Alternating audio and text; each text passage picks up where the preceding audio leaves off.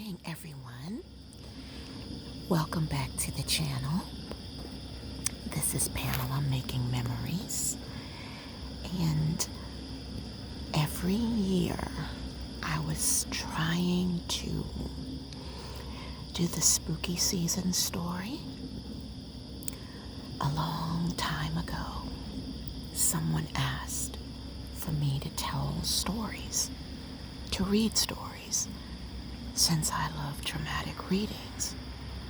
So I did, but I made them for children as well.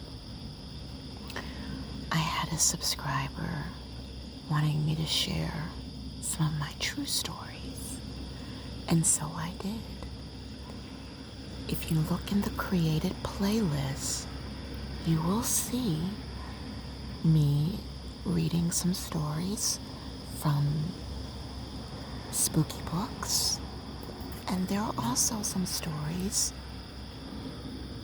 that I told of some real life adventures or events, and you will find that in ASMR.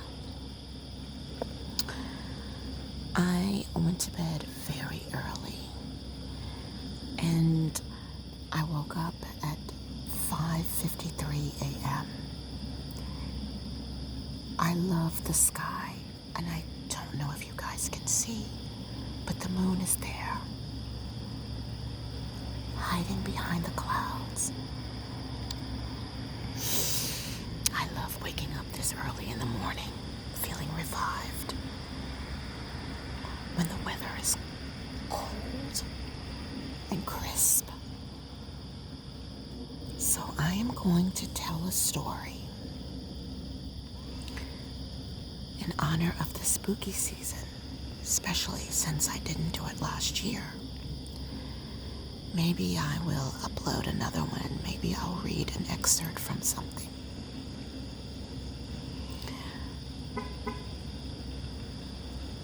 Wow. People getting up to go to work, but not me. All right, let us begin. And this is based on a true story. This is a true story. Where I grew up, I was not with my biological parents. And I grew up in the suburbs, the county. And the history behind the land that I lived on was based on slavery. My granny ancestors acquired several acres of land. The land was nothing but forest for miles and miles, all the way to the train tracks. Nothing but forest.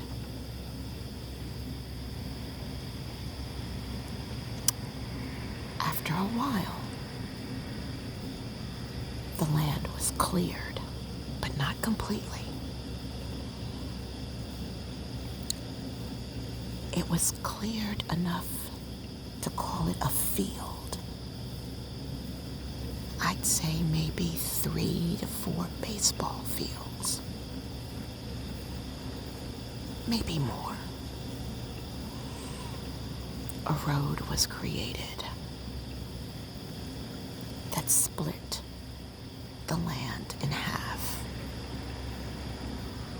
My granny, her ancestors inherited that land, and only one house stood on that land. And Granny grew up in that house. There was a well, cherry tree, and a cedarwood tree. And further back into the woods was the family graveyard. Yes.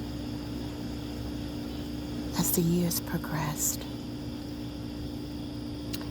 Granny's family began to sell pieces of the property to friends. And before you knew it, there were 5 houses on that property. But the cemetery, the graveyard actually, still remained untouched and neglected.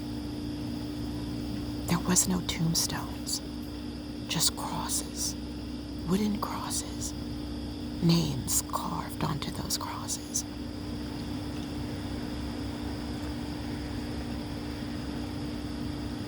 No one was afraid of anything. There was an old saying that I was taught. It's not the dead that you have to be afraid of. It's the living. So no one was ever afraid. No one was ever afraid of the woods, the forest that remained. On the opposite side of that forest, a new road was built and a few more houses. Oh, people had beautiful lawns. Everyone had their privacy. That's how large the property was. One man and his wife built a house, and they had a pig pen, and they had chickens and chicken coops. Sometimes late at night you could smell it. And his name was Clarence. But this was a tight-knit community, and he was called Cousin Clarence. And I believe, if my memory serves, that his wife's name was Edna. I think. I could be wrong on that. Not important. One thing that we would see from time to time would be a Sasquatch. They called it Bigfoot. But they were there. We were on their territory. There was never wolves. There was never bears, rabbits, cats, nothing to see. Never a surprise to see a family of deer cutting across your lawn.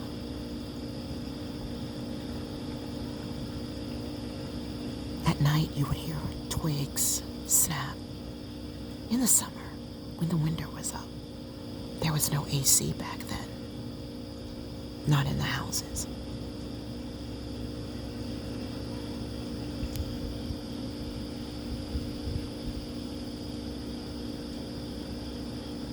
But there were sightings of a Sasquatch, Bigfoot. Nobody was ever afraid. But they would see him, not at night, but during the day. During the day, cutting down trees for firewood. For whatever reason, going into the forest, they would spot it. They never ran. They never did anything. But they would see it, and they'd turn and they'd walk away. That's so interesting to me. There was just no fear. I never found out why. But I came to the conclusion when Granny said, it's just another part of God's creation, and there was just nothing to fear. Some builders came. They wanted to build. A lot of people were against it. Leave the forest. Leave it be. But they insisted, and so they did. It worked out somehow. And one of those builders spotted a Sasquatch Bigfoot in the daylight by going deep into the forest. He quit his job. He would not come back. He quit the project. The locals, they were not surprised. Again, it happened. Another sighting in the daylight. People went to bed early back then. I was just in elementary school at the time.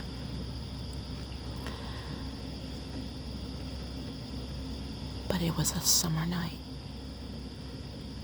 and it was dark, and there were no street lights. Very few, as a matter of fact.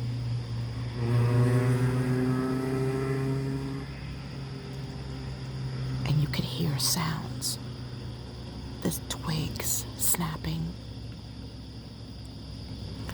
You could also hear groans. Groans that I can't imitate. But then you heard the squeal. The horrible, gut-wrenching squeal of pigs. But we didn't know it was pigs at the time. But by the direction that the sound was coming from, it had to be Cousin Clarence's pigs. There were other sounds, but we couldn't figure out what it was. Go back to sleep. Mind your business. How can you mind your business when you're hearing this, awakened out of your sleep? We had a big house, and I would walk through that house with my tiny self, looking out of all the different windows in the different directions, and I could see other people, the neighbors, across the field, lights coming on. They heard it for sure. They heard it too.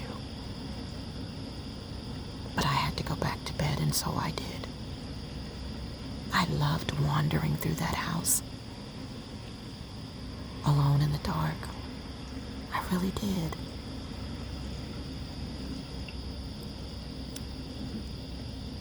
So anyway, I went to bed.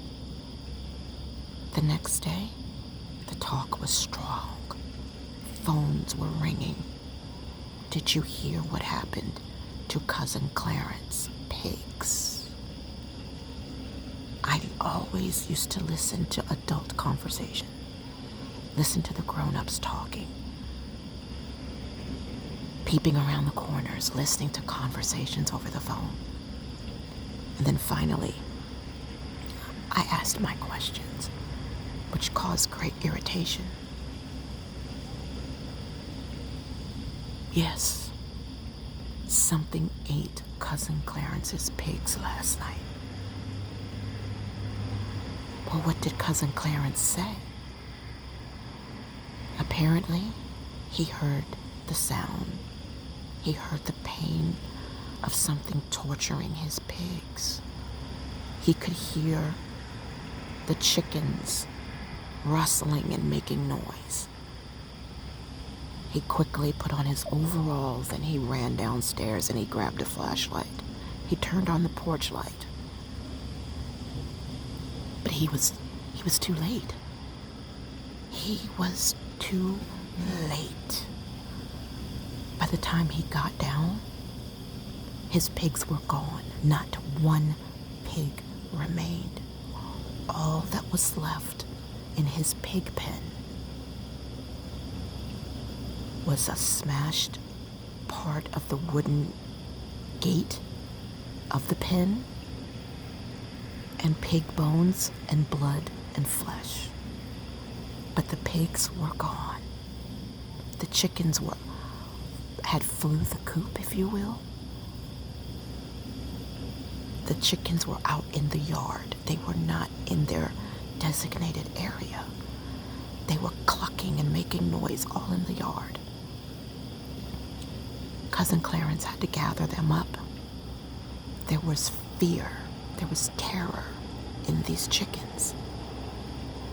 Some say that 1 or 2 chickens were also missing. Don't know if they were eaten or if they were taken away or if they ran off out of fright. But the pigs were all gone.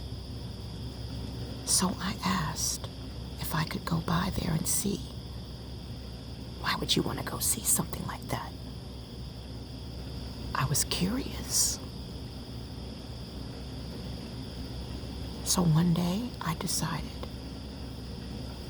I would sneak out the house to go and see, but it never happened. But Granny, she would walk with me, but she said, you don't want to see that. I said, Granny, let's go to Cousin Clarence's house. Let's talk to him. Let's get the details from him for ourselves. But Granny wouldn't do it. So finally, I was able to ride by in the back seat, and I looked, and I did not see any pigs in Cousin Clarence's pig pen. It would take time for him to get his pigs back, to replace the pigs. I didn't see any blood or bones or guts or any footprints. But as time went by, I would say a week or 2, they all found out that it was a Bigfoot that did it. Probably the same Bigfoot that was sighted before. Nobody was disturbed. Those are God's creatures. We are on their land. Nobody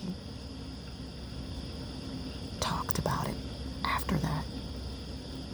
It was something that they just did not want to discuss. Cousin Clarence was mortified, so they kept their mouths shut about